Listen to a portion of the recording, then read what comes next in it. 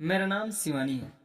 घर की बड़ी बेटी मैं और मेरा छोटा भाई, बस हम दो ही हैं। मम्मी डैडी मेरे बहुत अच्छे हैं, मुझे बहुत सपोर्ट किया। जितना चाहा मुझे पढ़ाया। मैंने बीएड किया है। हमेशा से मुझे टीचर ही बनना था। मुझे बच्चे अच्छे लगते हैं। परिवार और अपने सपने के बीच मुझे कभी प्यार में गिरने का समय ही नहीं मिला।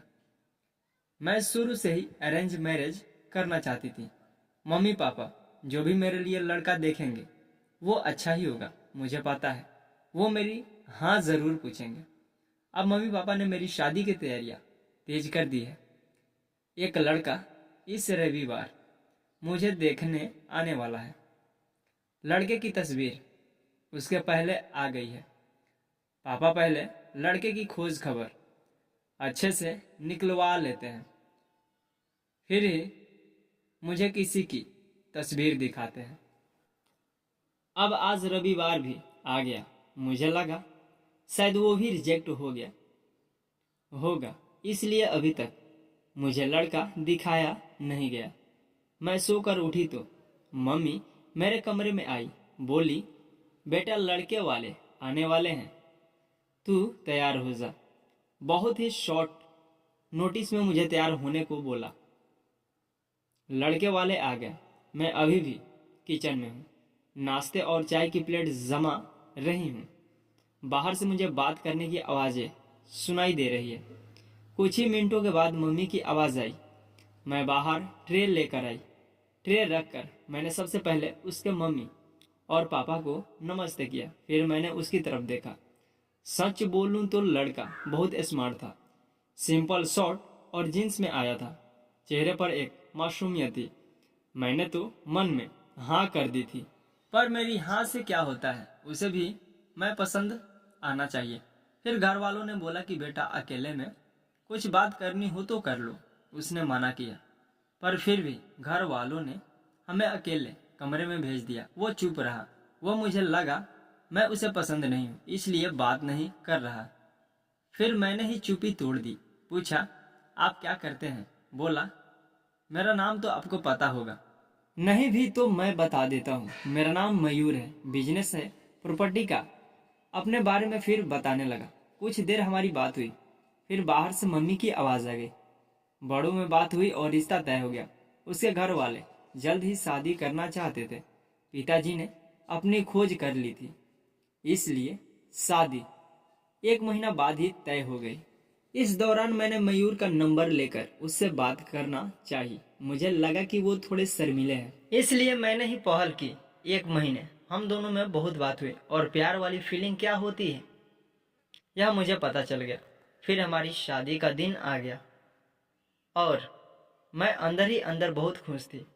मम्मी पापा को छोड़ जाने का गम तो था, लेकिन मुझे लगा कि मुझे सही जीवन साथी मिल गया है। सुहाग रात आ गई।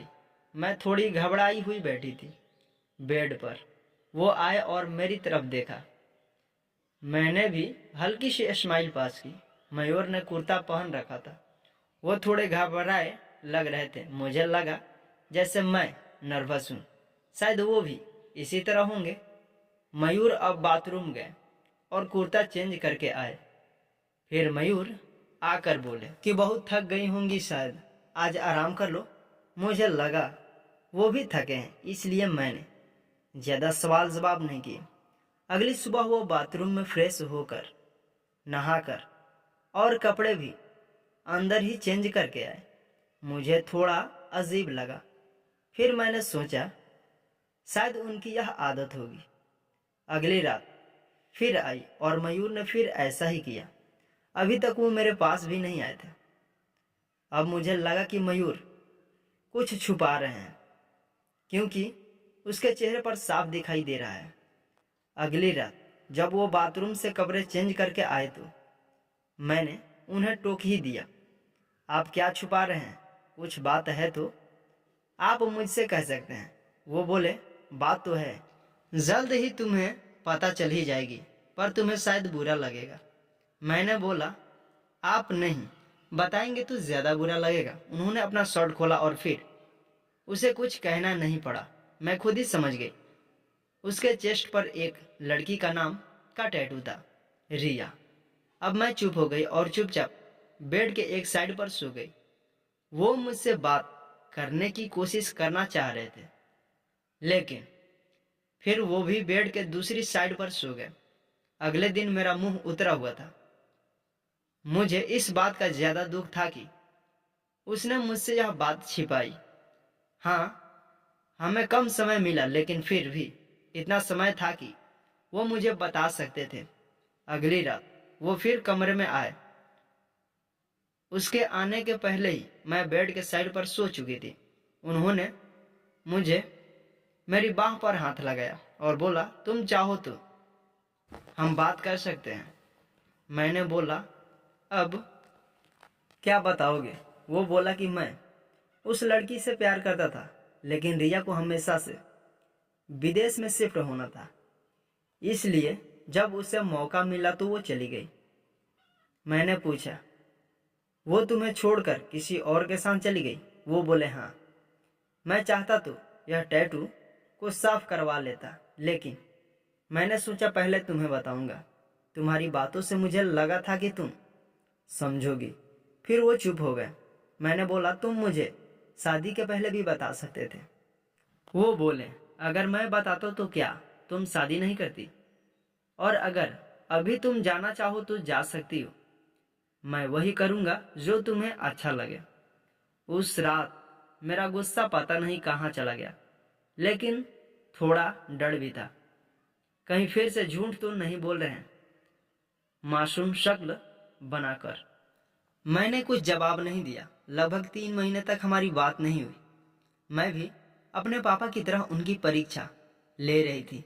फिर एक रात मैंने उससे पूछा, उस लड़की से ज्यादा प्यार करोगे मुझे? वो बोले, वो तो उसी रात हो गया था जब तुमने सच सुनने के बाद मुझे माफ कर दिया था। मैंने बोला, मैंने कब बोला कि मैंने माफ कर दिया? वो बोले, तो अब बोल दो। उनकी मासूम शक्ल ने मुझे उसके गले लगने पर मजबूर कर ही दिया। मुझे सच में अच्छा पति मिला है। आखिर अच्छे लोगों के साथ अच्छा होता है। तभी इनको रिया नहीं मिली। आपको यह कहानी कैसी लगे हमें कमेंट कर ज़रूर बताएं। ऐसी ही अच्छी कहानियाँ आप यहाँ सुन सकते हैं। हमें अपना सपोर्ट देते रहिए। थैंक यू इस वीडियो को पूरा सुनने के लिए और देखने के लिए।